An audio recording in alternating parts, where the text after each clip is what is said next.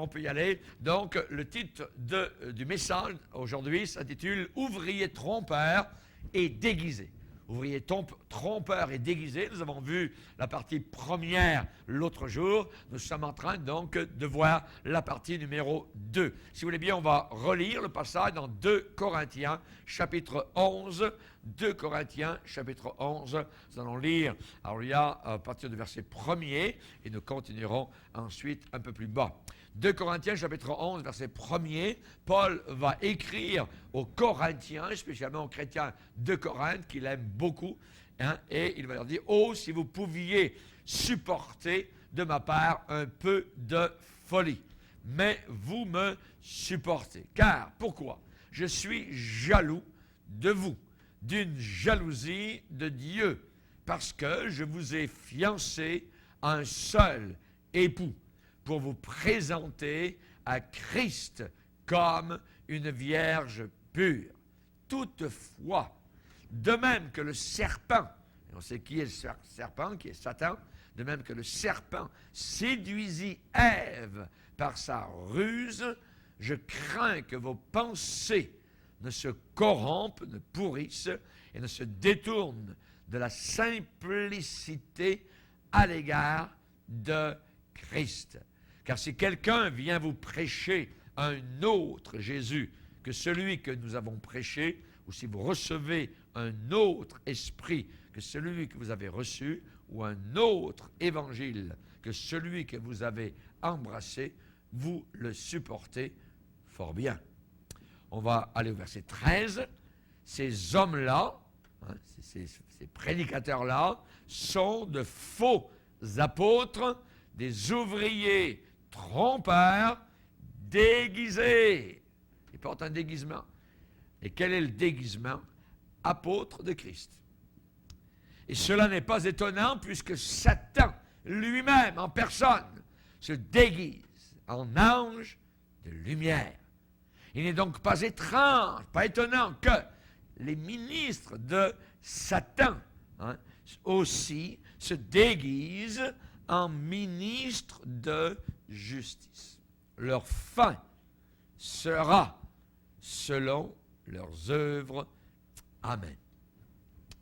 J'aimerais continuer aujourd'hui ce grand message, ouvrier trompeur et déguisé. Évidemment, donc, on parle ici d'un autre évangile, d'un autre esprit, voyez, d'un autre Jésus, d'un Jésus différent que celui que l'apôtre Paul prêchait.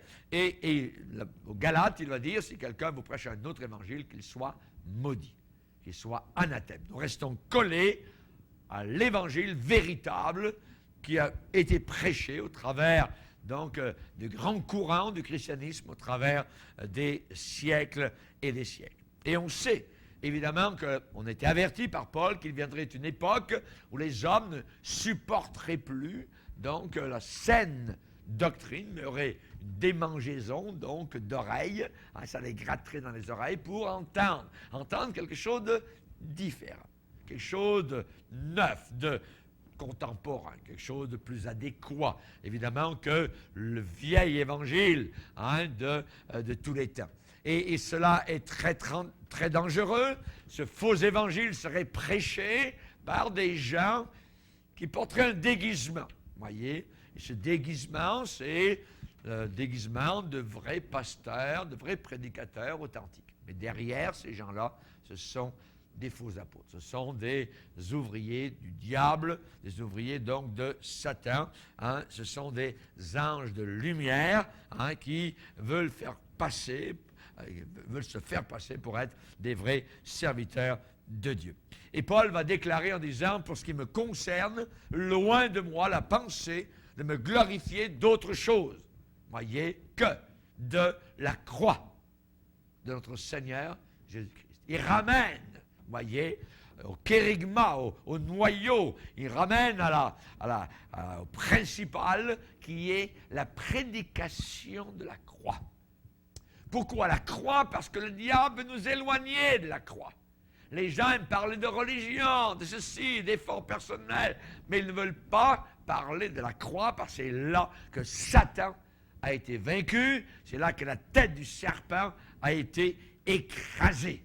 Et le diable, s'il le peut et veut, désire que nous puissions entendre un autre évangile. Voyez, ça ne le gêne pas qu'il y ait beaucoup de lieux appelés églises, qu'il y ait beaucoup de prédicateurs, pourvu que ce ne soit pas le vrai évangile. L'évangile de la croix. Paul va dire, ce qui me concerne, loin de moi la pensée de me glorifier d'autre chose que de la croix de notre Seigneur Jésus-Christ, par laquelle le monde est cloué pour moi. Le monde est mort pour moi. Voyez, l'esprit de ce monde est complètement donc anéanti. Ce soir, on va voir différentes choses.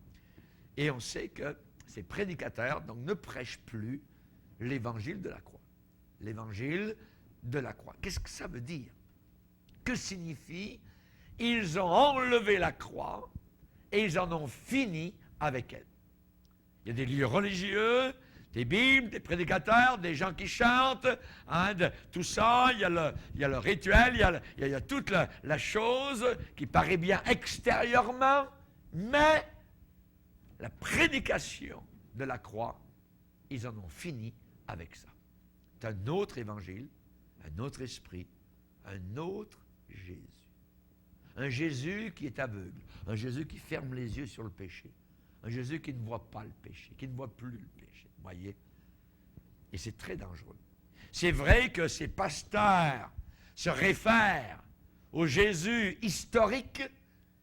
C'est vrai qu'ils vont parler de sa crucifixion. Mais en réalité, il est possible de prêcher des sermons puissants sur la croix de Jésus-Christ, avec des détails vivants, très vivants. Il est possible de parler de ses souffrances. Il est possible de parler du sang qui coule de son côté percé. Il est même possible d'en parler avec des larmes, en pleurant, avec tendresse et amour, et cependant ne pas prêcher la croix. Et ce soir, je vais vous expliquer qu'est-ce qui se passe avec cet autre Jésus. C'est que ces grandes et merveilleuses choses peuvent être dites par des anges de lumière, par des démons. On peut prêcher sur l'humanité, sur la bonté, sur l'exemple, sur la gentillesse de ce prophète Jésus sans le connaître, sans le reconnaître comme étant Dieu divin. Et ce qui s'en vient spécialement au Québec, donc dans les cours à l'automne prochain, dans toutes les écoles, il va y avoir des nouveaux manuels spécialement où on va mettre toutes les religions, où on va dire les enfants, il faut qu'ils connaissent toutes les religions et aussi la religion chrétienne. Mais un autre Jésus sera amené. Un Jésus qui est dépouillé de sa tunique. Jésus qui est dépouillé de sa divinité. Voyez, un bel exemple, un bonhomme. Voyez, et ainsi de suite. On peut écrire des livres sur Jésus. Mais s'il n'y a aucune confrontation avec la croix, s'il n'y a aucune demande, voyez, de la croix, si ce n'est pas mentionné, s'il n'y a pas ce que j'appelle les crises, une crise de la croix. Quand on vient à la croix, il y a une crise personnelle dans chacun d'entre nous. Mais si cela n'est pas prêché, n'est pas mentionné, ce n'est pas la prédication de la croix. C'est un autre évangile et c'est maudit, anathème. Si quelqu'un vous prêche un autre évangile, un autre Jésus, un autre esprit, c'est fait par des anges de lumière, par des envoyés directement de Satan. La prédication de la croix est une folie pour ceux qui périssent. Pour ceux qui périssent, voyez. La croix, c'est essentiellement une confrontation. Une confrontation avec un style de vie pécheur de l'homme. Le pécheur doit faire face absolument, être confronté à la croix du calvaire. C'est pourquoi cette croix est une offense à chaque personne qui a fait la paix avec son péché ou qui cache son péché ou qui ferme les yeux sur son péché. Cette personne veut avoir Jésus, mais en même temps son péché. Et la Bible parle et décrit ces gens-là en disant, ils changent la grâce de Dieu en dissolution, en corruption. Cette personne dit que Jésus a tout payé. Cette personne va dire, j'aurai la paix quand bien même je suivrai les penchants de mon cœur. Deutéronome chapitre 29, verset 19. J'aurai la paix quand même je suivrai les penchants de mon cœur. Non, tu n'auras pas la paix. Tu ne l'auras pas. Cette personne dit, je peux me donner un peu de joie puis avoir Jésus en même temps. Ézéchiel, un jour, a vu des anciens venir vers lui. Ils sont assis autour d'Ézéchiel, l'homme de Dieu. Il va dire, dans son témoignage, quelques-uns des anciens d'Israël vinrent auprès de moi et s'assirent devant moi. Et la parole de l'Éternel me fut adressée en ces mots. Ézéchiel voit ces hommes devant lui assis. Ils veulent chercher la parole de Dieu de la part de l'homme de Dieu. Et à ce moment-là, le Seigneur parle à son homme. Il lui dit quelque chose. Vous savez ce qu'il dit? Il dit, fils de l'homme, ces gens qui sont devant toi assis, ils portent leurs idoles dans leur cœur. Ils portent leurs idoles dans leur cœur. Et ils attachent les regards, les yeux, sur ce qui les a fait tomber dans le péché. Regarde-les bien. Ils veulent avoir ma parole, ils n'auront pas ma parole. Ils portent des idoles dans leur cœur. Ils ne veulent pas lâcher. Ils ne veulent pas lâcher leur péché. Ils n'auront pas aucune parole de ma part. J'aurai la paix quand bien même je suivrai les penchants de mon cœur. Jamais. Jamais. C'est un faux évangile. Si quelqu'un croit cela, et beaucoup aujourd'hui croient cela. J'aurai la paix même si je me permets un paquet d'affaires, de péchés, tout ça. Je suis une chose à l'intérieur de l'Église et je suis autre chose à l'extérieur de l'Église. Non. C'est une fausse paix. C'est une paix maudite. C'est une paix condamnable. Que dirions-nous donc? Va dire l'apôtre Paul, Romains 6, verset 1. Demeurerions-nous dans le péché afin que la grâce abonde? Jamais, jamais. Un pasteur récemment, à la télévision, en Amérique du Nord, a dit, ne vous en faites pas trop avec vos péchés. De toute façon, la Bible ne dit pas grand-chose sur le péché. Ouvrier de Satan, déguisé en apôtre de Christ. Je vais vous répéter ce qu'il a dit. Et cet homme-là passe tous les jours à la télévision. Ne vous en faites pas trop avec vos péchés. De toute façon, la Bible ne parle pas grand-chose sur le péché. Quand Jésus dit, je suis le chemin, je suis la vérité, je suis la porte, il parle de quoi? Il parle de la croix. Il parle de la croix. Quand Jésus dit, je suis le chemin, je suis la porte, il est en train de parler de la croix du calvaire. Il est en train de dire, vous ne pouvez pas être sauvés, entrer dans le ciel, à moins d'y entrer par la route de la croix.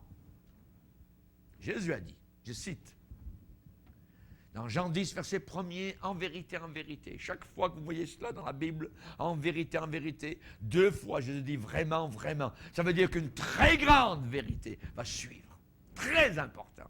Et il dit, je vous le dis, celui qui n'entre pas par la porte, dans la bergerie, mais qui monte par ailleurs, un autre Jésus, un autre évangile, un autre esprit, c'est un voleur et un brigand, un gangster. Le voleur et le brigand disent, la repentance n'est pas nécessaire. Je n'ai pas besoin de me repentir. J'ai simplement à croire. La tristesse selon Dieu, c'est pas important. Aime ton prochain. ça fera aussi bien. Ne te fais pas de soucis pour tes péchés. Dieu t'aime exactement comme tu es. C'est un évangile diabolique, ça. Diabolique. Une église à Los Angeles, en Californie, une église existe. Il y a 2 pasteurs à l'intérieur. Ce sont 2 pasteurs homosexuels. Les 2. Ils sont en charge de l'église.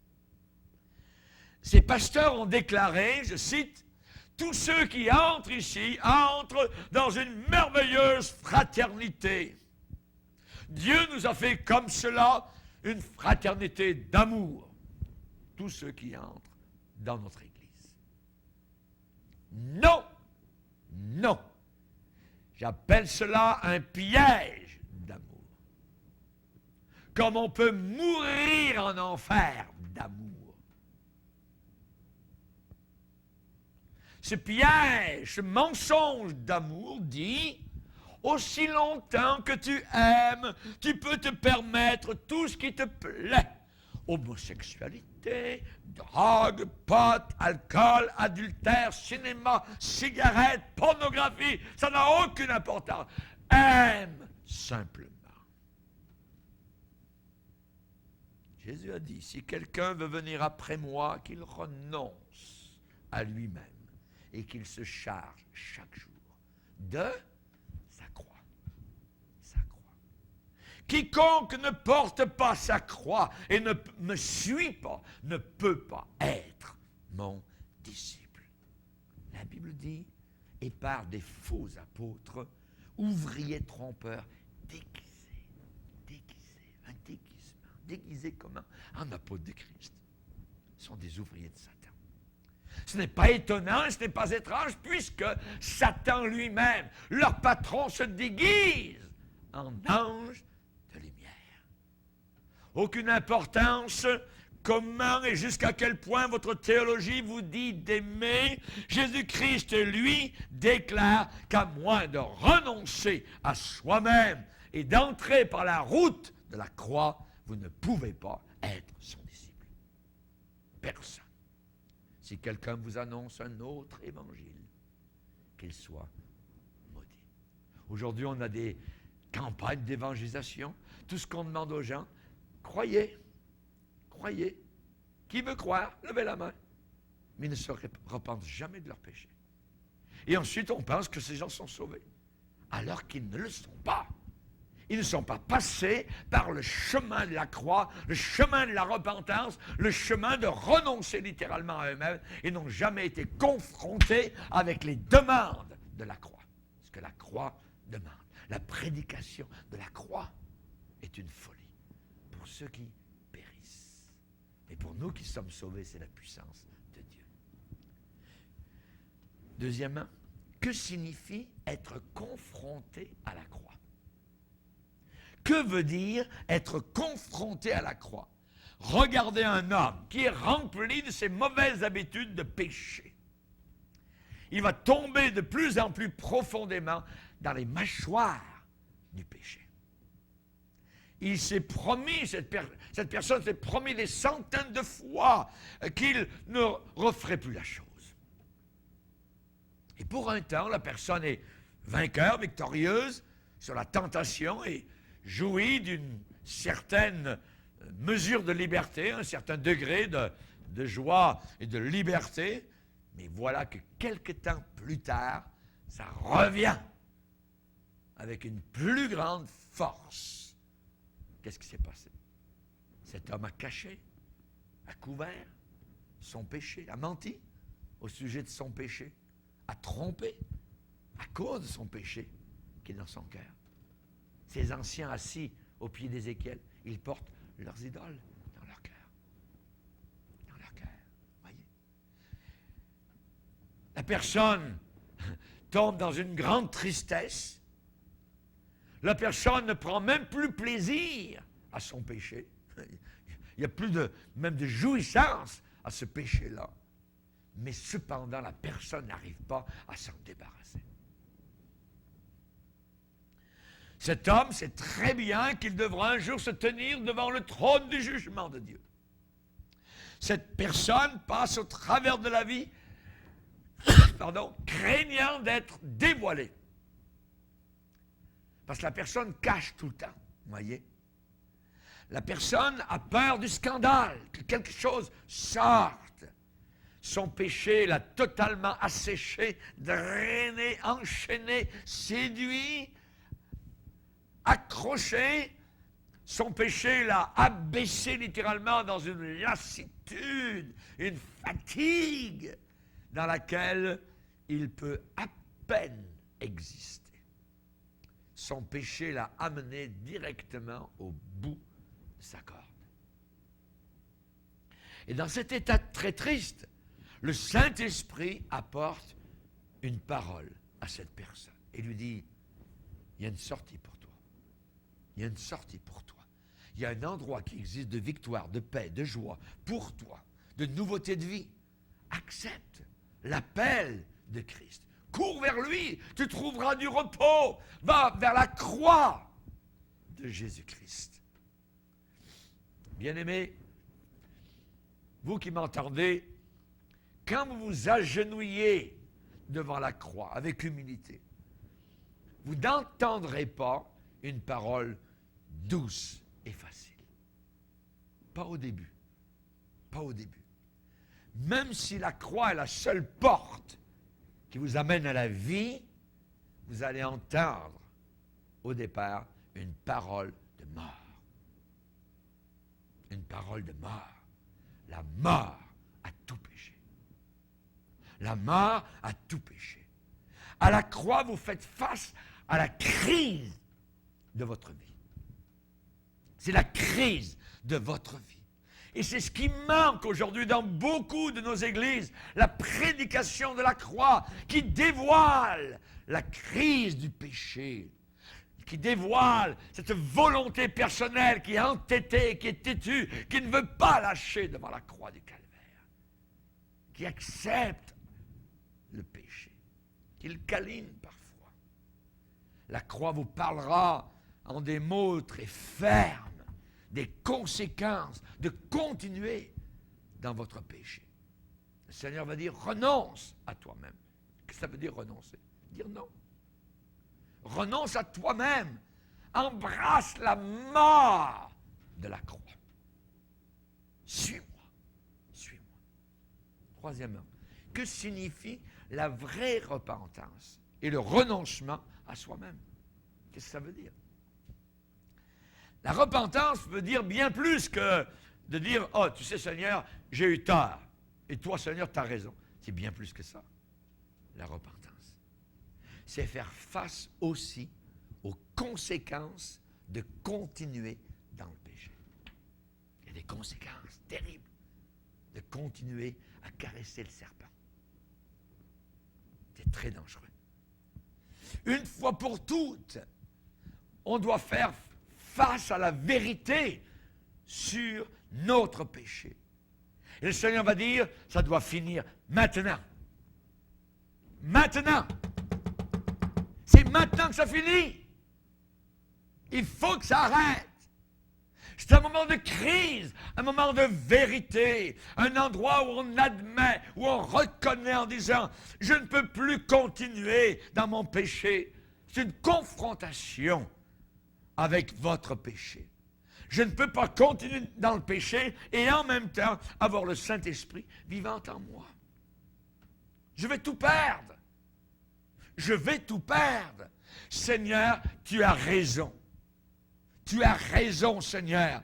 Le péché amène la mort sur ma vie. Et je comprends très bien, je vois que si je continue dans cela, ça va me détruire, moi et ma famille. Je sais que j'ai tort.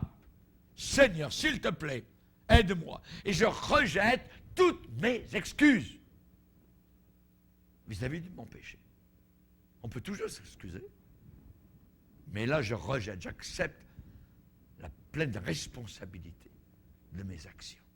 C'est une confrontation, la croix, c'est une confrontation directe, face à face, avec mon péché. Et la bataille se combat avant que vous alliez à la croix. La bataille arrive quand le Saint-Esprit commence à agir sur vous. Quand le Saint-Esprit commence à enfoncer les clous. Et c'est pareil pour le renoncement à soi-même. Le renoncement à soi-même, c'est une confrontation qui dit « ce péché finit aujourd'hui. Ce péché finit maintenant. Ce péché finit à ce point-ci. » Comme David a dit à Goliath, « Aujourd'hui, je vais te couper la tête. » Avant même qu'il ne le fasse. Et c'est la même chose pour nous. Il faut couper la tête à votre géant, à votre péché, à votre Goliath. Renoncement à soi-même. Mais nous avons des prédicateurs de flatterie, voyez, qui ne feront jamais un genre de prédication semblable pour confronter la foule à leur péché. Ils vont flatter et ils vont dire, oh, vous savez, le reniement de soi-même, oui, c'est vrai, Jésus en a parlé, mais c'est une sorte de mal de cœur, tout ça, difficile à supporter, ou oh, c'est une infirmité de la chair, voyez. Non, non, non, non, non, non. L'apôtre Paul a dit, je meurs chaque jour. Je meurs chaque jour. Chaque jour, je suis exposé à la mort. Chaque jour, chaque jour. Ça veut dire, j'ai conclu que je dois renoncer. Dire non. C'est impossible pour moi de continuer dans le péché et en même temps avoir la faveur de Christ sur ma vie.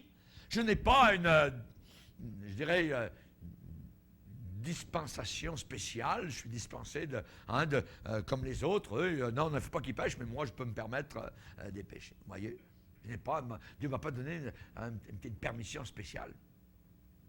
Parce que je fais des bonnes œuvres, peut-être, ou que je fais des bonnes actions. Vous voyez? Dieu ne m'a jamais donné une permission pour m'accrocher à un péché particulier. Non, je suis d'accord avec ta parole, Seigneur. Que ta parole dit, oui, je me plie. Je suis d'accord. Sur ce qu'elle dit sur moi, sur ce qu'elle dit sur le péché, j'accepte, Seigneur. Je renonce à tous mes droits de continuer dans le péché. C'est une glorieuse vérité de l'Évangile qu'on est en train de voir ce soir. Ça veut dire que si nous mourons avec Jésus-Christ, identifiés à sa mort, à ce moment-là, on arrive dans autre chose, à la gloire de sa résurrection. Je ne peux pas vivre la vie de résurrection sans, premièrement, m'être identifié à sa mort. Mort au péché, mort au monde. Voyez? Sa croix, c'est notre croix. Sa mort, c'est notre mort. Sa résurrection, c'est notre résurrection. Par notre union et notre identification avec lui. Ça, c'est la vraie croix que nous devons porter. Et cette sorte de croix que des soi-disant ministres de l'Évangile ont rejetée. Ils ne font jamais une prédication pour dénoncer, pour dévoiler, pour le péché, pour faire que les gens fassent face à leurs iniquités. La vraie croix, ce ne sont pas des belles paroles qui décrivent seulement les souffrances de notre Seigneur et son saignement au calvaire. Voyez, le vrai sens de la croix, c'est que Jésus saigna, oui, c'est que Jésus mourut, oui, mais pour que nos âmes malades de péché viennent à la liberté glorieuse et que cela brise chaque chaîne de péché. Chaque chaîne de péché sont cassées. Je ne veux pas prêcher à une foule de gens qui ne sont pas confrontés à leur péché. Voyez? Mais qui essayent d'entrer dans le royaume de Dieu par une autre façon, une autre manière, un autre chemin. Et évidemment, c'est, je dirais, l'état de beaucoup de soi-disant chrétiens d'aujourd'hui. Le péché ne leur est jamais prêché. Le péché ne leur est jamais prêché comme étant terrible, horrible, comme étant un poison abominable, voyez. Mais, oui, de temps en temps, le prédicateur de Satan va dire un petit mot sur le péché, mais c'est simplement un mot qui n'a aucune puissance, aucune force derrière, voyez, aucune conviction derrière ce mot-là. Jésus-Christ est la parole de Dieu, ne l'oubliez pas, voyez.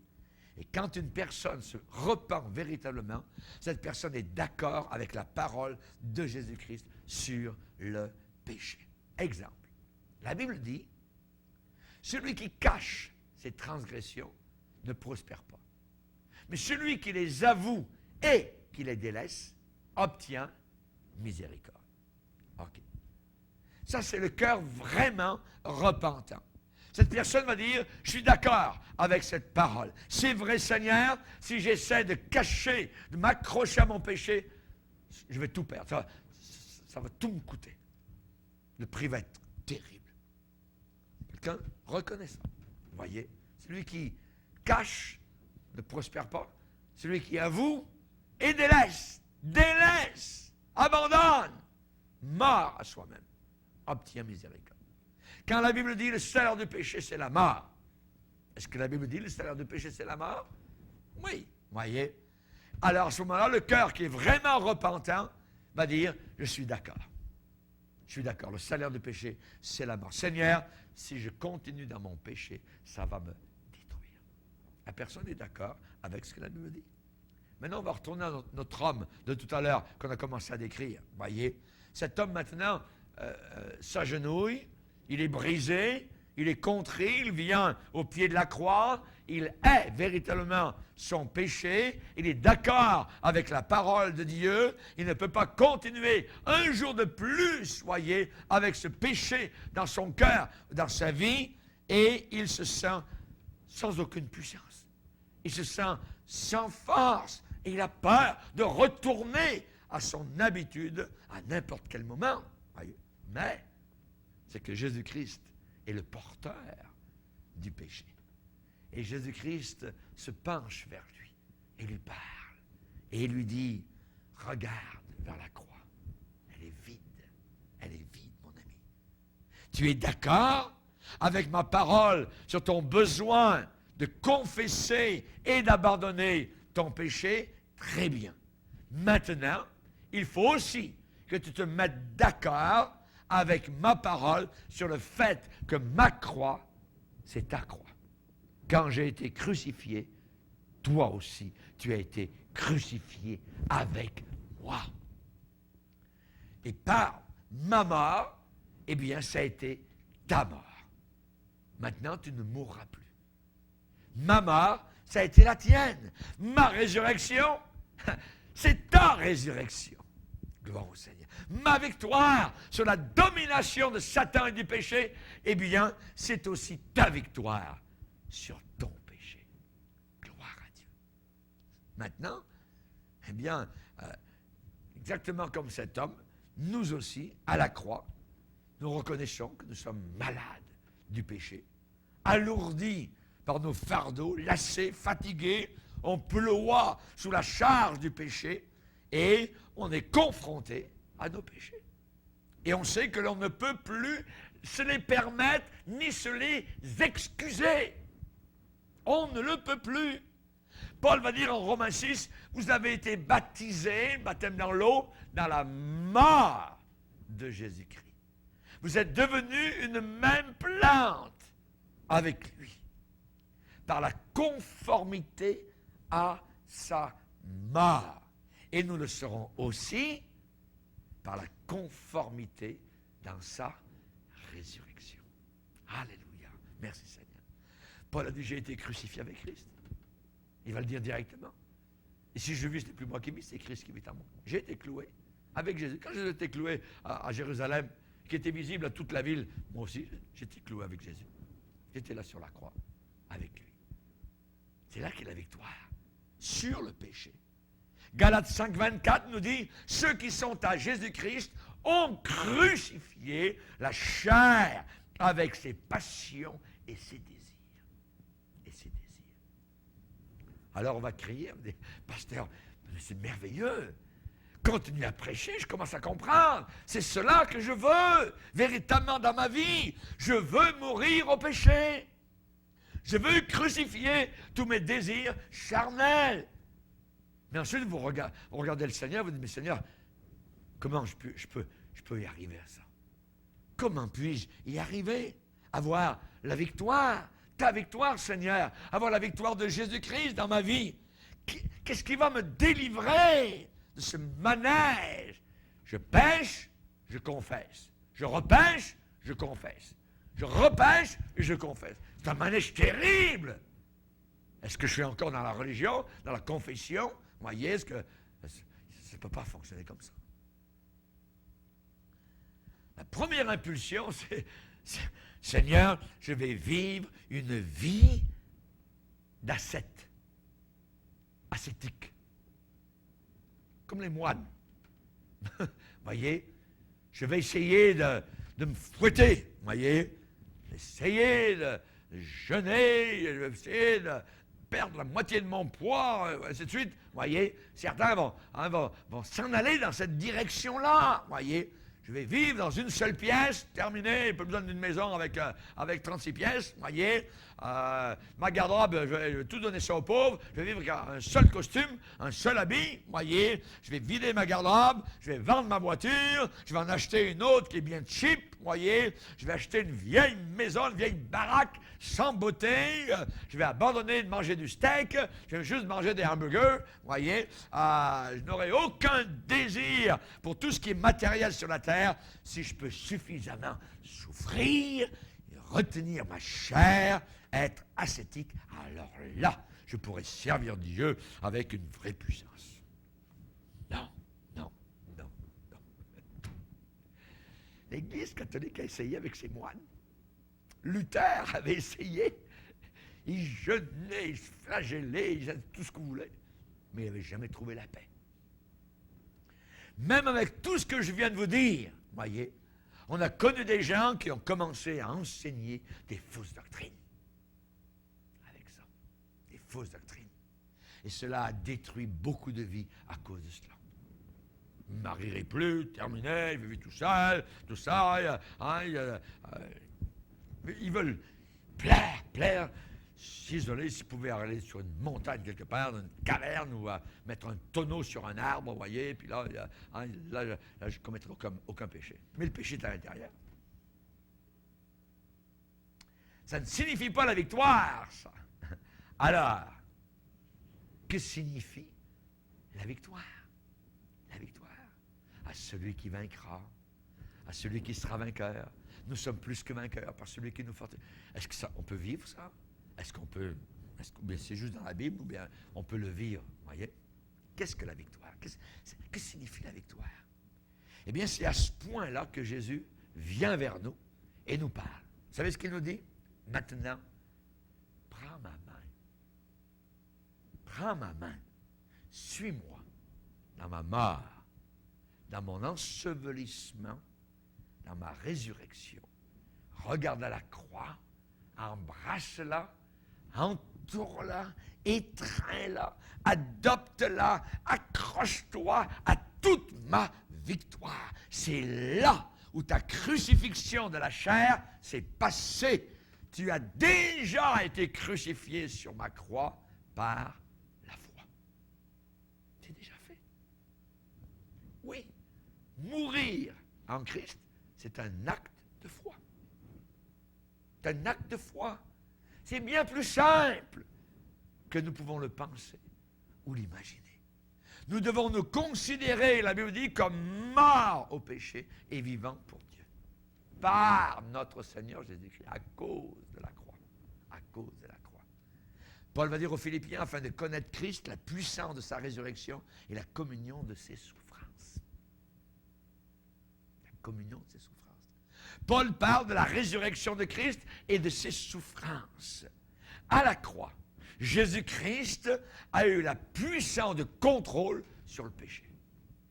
Le contrôle est là. Le moniteur est là, à la croix. La prédication de la croix, ce n'est pas uniquement d'écrire la croix, parler des souffrances, c'est vivre la croix. Et c'est ce genre de prédication, cette confrontation avec le péché qui n'est plus prêchée aujourd'hui.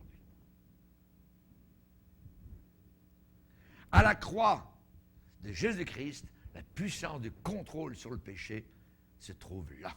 Comment avoir la victoire de Jésus, sa puissance dans nos propres vies, s'approprier sa résurrection, cette nouveauté merveilleuse de vie. Comment savoir si vous êtes sauvé? Seulement par la foi. Tout est par la foi, du début à la fin. La parole de Dieu nous dit que nous devons nous considérer comme vivants pour Dieu. Vivants pour Dieu. La connaissance de notre salut personnel vient seulement par la foi dans la parole de Dieu.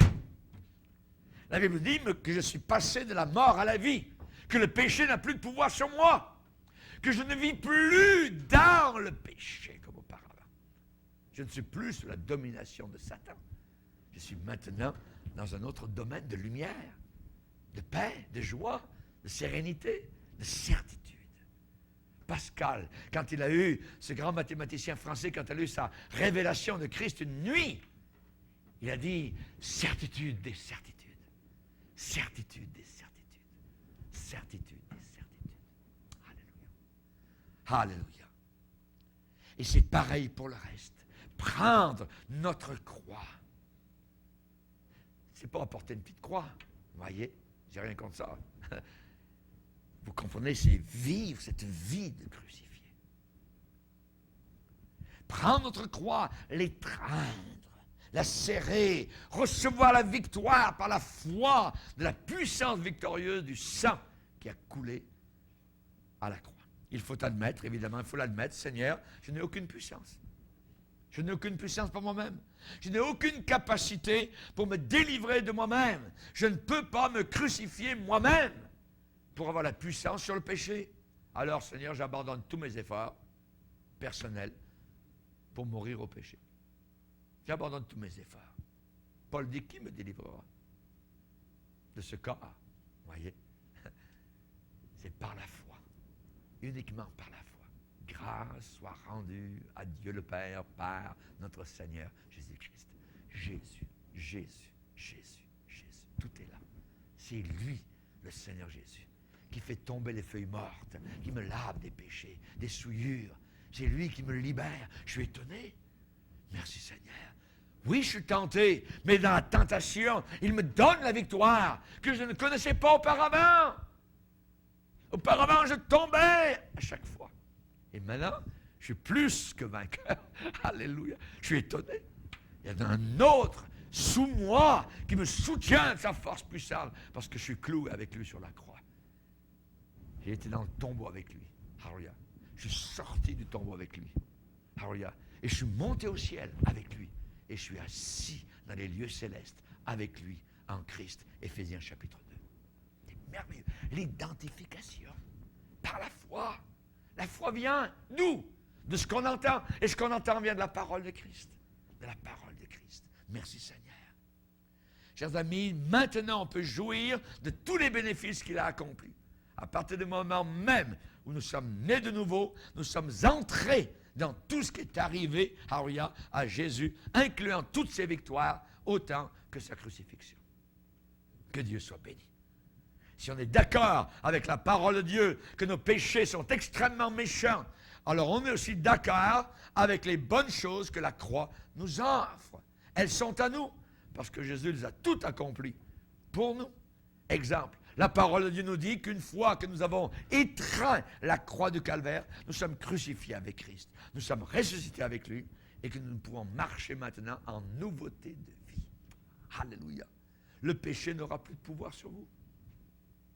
C'est écrit. Le péché n'aura pas de pouvoir sur vous. Nous pouvons faire toutes choses par Jésus-Christ. Je puis tout par celui qui me fortifie, dit Paul. Nous sommes libérés. On peut abandonner maintenant notre corps au service du Seigneur. On peut offrir nos membres comme des instruments de justice. Oui, c'est vrai, parfois vous pouvez trébucher, ça peut arriver au travers de tout cela, voyez, parfois par incrédulité, mais vous devez quand même vous accrocher à la vérité qu'ultimement, la victoire est à vous parce que vous criez à Dieu. Vous invoquez le Seigneur, vous dites, Seigneur, je vais te faire confiance jusqu'à ce que la victoire arrive. Amen. Jusqu'à ce que la victoire arrive. Et je remercie Dieu pour la croix, je remercie Dieu pour la crise que la croix demande. C'est une crise dans nos vies. Une crise, voyez. Et je sais par expérience que la plus grande prédication de la grâce dans le monde, c'est la prédication de la croix. Avez-vous eu votre crise de la croix? Êtes-vous venu à la croix? Qu'en est-il de votre condition présente, pécheresse? Qu'en est-il de cette forteresse dont vous voulez être délivré? Il y a une délivrance aujourd'hui pour chacun d'entre nous. Amen. Venir s'agenouiller au pied de la croix, devant Jésus, avoir notre crise, alléluia, devant cette croix. Et c'est seulement à la croix que le péché s'arrête. C'est ici que ça s'arrête, à la croix du calvaire. Alléluia. Un flot de sang est venu mettre un stop à tout cela. Merci Seigneur. Baissons nos têtes et prions Dieu.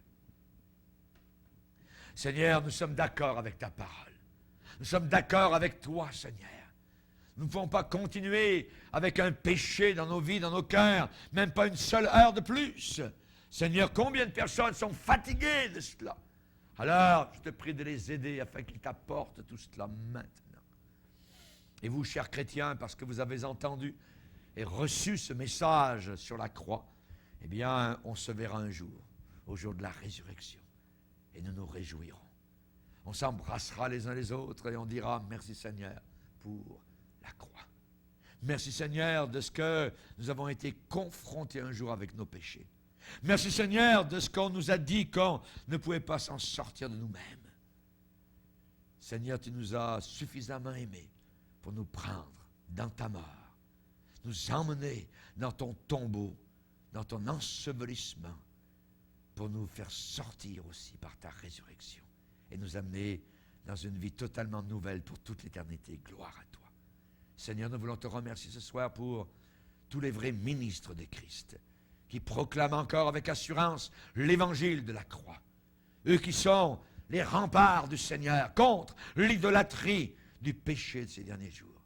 Seigneur, ta parole nous le dit qu'un jour tu diras dehors, hors du ciel, les chiens, les enchanteurs, les impudiques, les meurtriers, les idolâtres.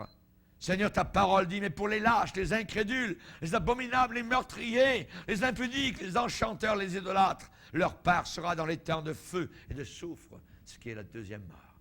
Merci de nous en avoir délivrés totalement, Seigneur.